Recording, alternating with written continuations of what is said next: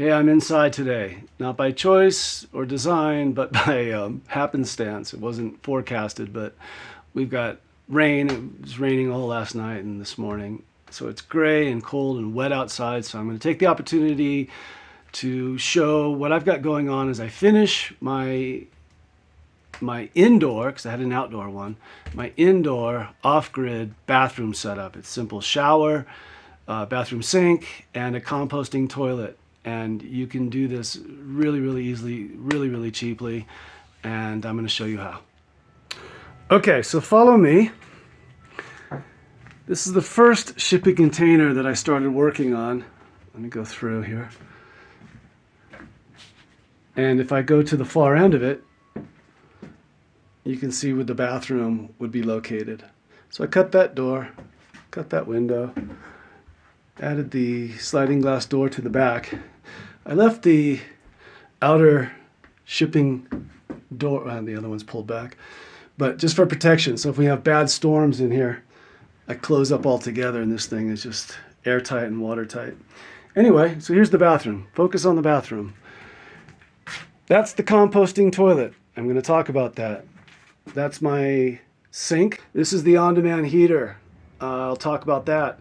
This is my shower, and it's enclosed.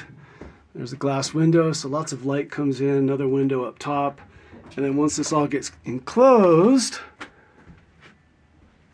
it should be rather pretty. And that's what I'm working on. All right, so everything kind of revolves around this and that. Let's talk about this first. This is a Gasland on-demand propane water heater that I have hooked up to, right now anyway, a regular garden hose. And you can do this exact same setup, okay? It's really easy. These things run, I think, between 150, 200 bucks. I've had several of these, different brands. I like this one the best. You can get different colors, and it is really, really small. So especially when I was RV living, I had one of these, and they are just perfect. So this is what I've learned. Here's the hot tip. The manufacturers always recommend that these go outside, okay? And I did that for years. But if you live in a climate that freezes, these things will freeze, the pipes will burst.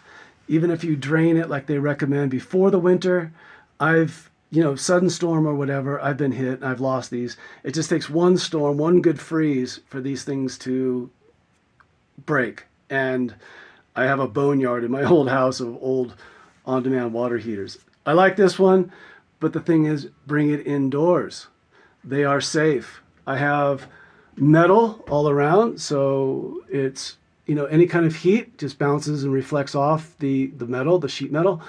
And then I have it right next to a window, so I've got my ventilation. If you want to vent this, you can vent it up. I'm thinking about doing that as well, but for right now, it served me very well, and I've had this in here for about 3 months. Simple setup here.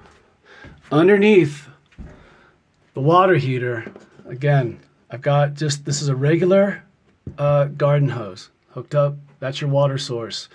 This right here, your flex hose, is to your shower head. This is your propane hose that goes to the outside with a regulator. I've got a 7-gallon propane tank, 5-gallon, anything's going to work. And then this is your flex hose that goes to the sink. The sink will turn on the water heater just by turning it on, and it feels the water pressure and ignites, and you can see it starts going up. It doesn't take long, and you can adjust the different temperatures. And the setting here is set to winter, and this is summer. So right now you can see it's up to 82, plenty hot to wash your hands. And then that is very simple, and all my gray water comes out here and down the same water spout as the shower. I know it's really dark in here today. We're having a storm and the lighting's not great, but that's how it's set up. And now we come to the composting toilet. I have used this one for a couple years, and it's made by a guy, and if I find his information, I'll post it in the description. who worked out of his garage in Florida and made these mostly for boat owners who lived on their boats. And it's a very simple design. I really like it. But you can also use a 5-gallon bucket, which I used for years when I was traveling, okay? Without lifting the contents or whatever and showing you the inside, you don't need to know that. You can imagine there's a bucket in there and it's got a separator. So it separates the urine from the feces.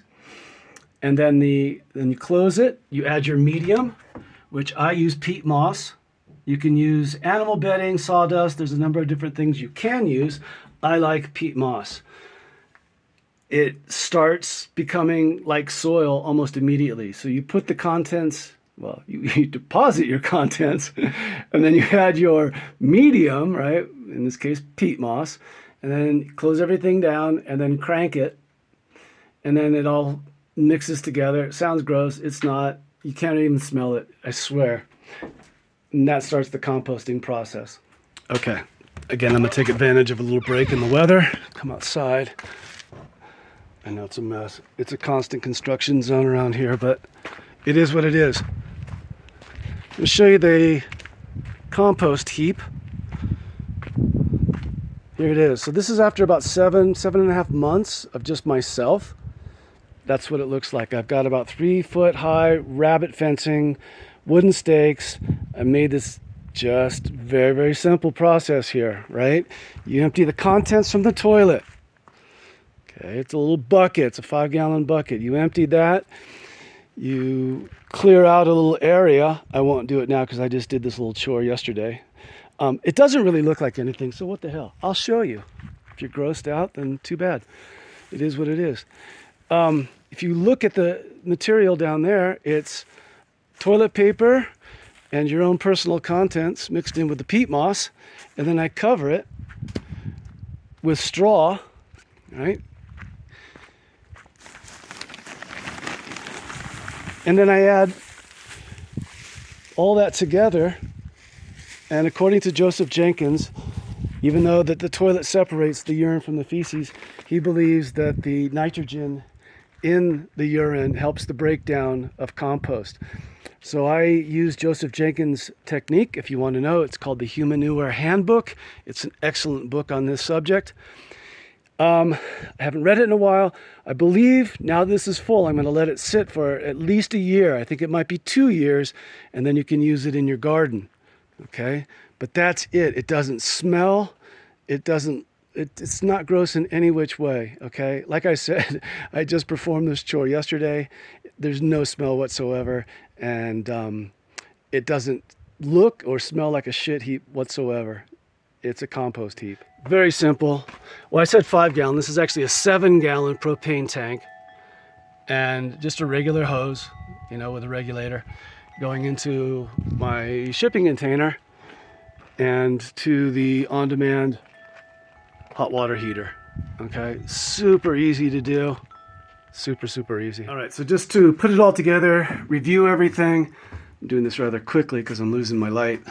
These are short days.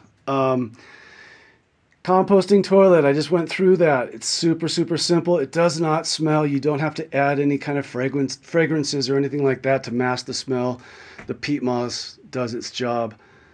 Simple hookup for the on-demand Gasland. I believe it's 1.5 liters. Again, I'll put this in description.